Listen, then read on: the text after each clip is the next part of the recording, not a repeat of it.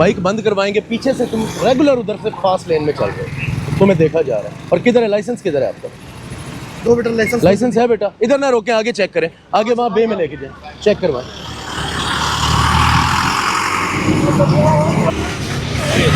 क्या हाल है बेटा, खैरियत से हो? हेलमेट पहना हुआ था आपने? किधर है आपका हेलमेट? सर वो बाइक के ऊपर पड़ा। बाइक के ऊपर पड़ा है। और लाइसेंस लाइसेंस मेरे पास। दिखाएं, बाइक दिखाओ मुझे सर, थोड़ा सा मुझे बाइक दिखाओ। क्या हाल है, ठीक हो अब्दुल शकूर?